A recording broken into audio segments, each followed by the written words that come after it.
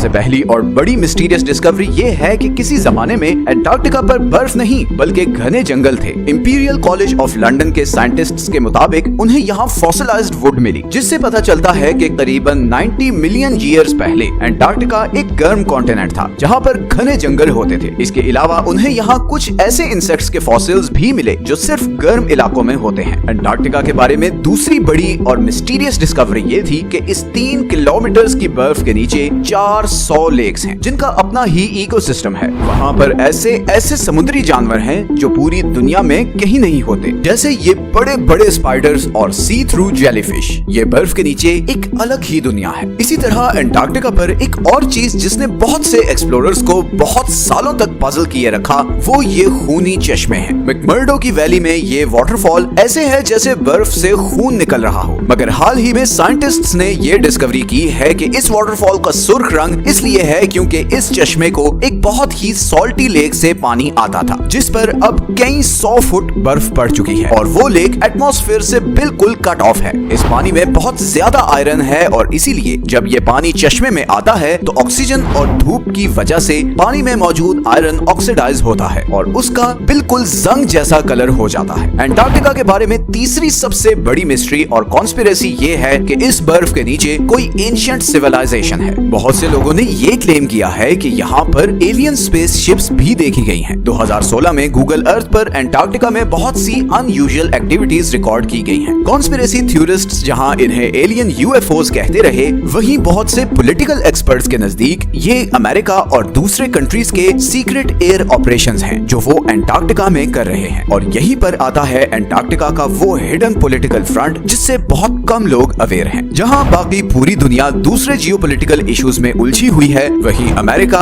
China और Soviet union aggressively Antarctica पर expeditions भेज रहे हैं। इनफैक्ट चाइना ने तो वहाँ अपने मल्टीपल रिसर्च स्टेशन सेटअप किए हैं। 1959 की एंटार्क्टिक ट्रीटी के मुताबिक कोई भी कंट्री एंटार्क्टिका में साइंटिफिक इन्वेस्टिगेशंस कर सकता है, बस उसे इन स्टडीज का रिजल्ट सब कंट्रीज के साथ शेयर करना होंगे। 1992 में यूएस जियोलॉजिकल डिपार्टमेंट के सर्वे में ये डिस्कवरी सामने आई कि एंटार्क्टिका में 500 बिलियन बैरल्स के नेचुरल गैस और ऑयल के रिजर्व्स हैं, लेकिन चाइना और ये दूसरे कंट्रीज इस ऑयल और गैस के लिए एंटार्क्टिका में इंटरेस्टेड नहीं है। बल्कि हाल ही में एंटार्क्टिका में बहुत ही बड़ी क्वांटिटी में नियोडिमियम, प्रेसियोडिमियम, टर्बियम और डिस्प्रोसियम जैसे रेयर अर्थ मिनरल्स के रिजर्व्स डिस्कवर हुए हैं। ये वो मिनरल्स हैं जो सारी इलेक्ट्रॉनिक डिवाइसेस में यूज होते हैं और क्योंकि दुनिया का फोकस अब ऑयल और गैस से हटकर इलेक्ट्रॉनिक डिवाइसेस को पावर करने वाले एनर्जी रिसोर्सेज की तरफ जा रहा है, तो इन मिनरल्स की डिमांड ऑयल और गैस से भी ज्यादा है। इलेक्ट्रिक कार्स और आयन बैटरीज ही अब फ्यूचर हैं और फ्यूचर को कंट्रोल करने की ये race he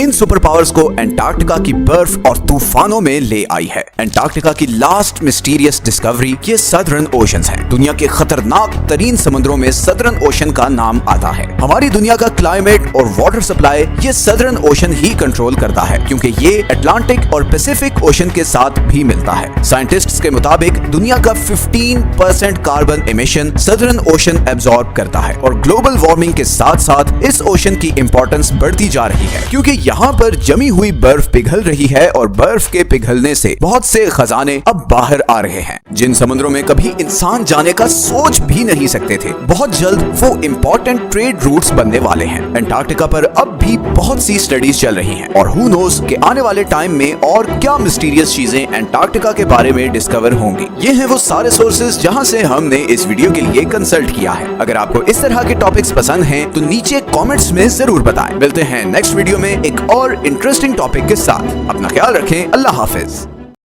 Don't forget to subscribe.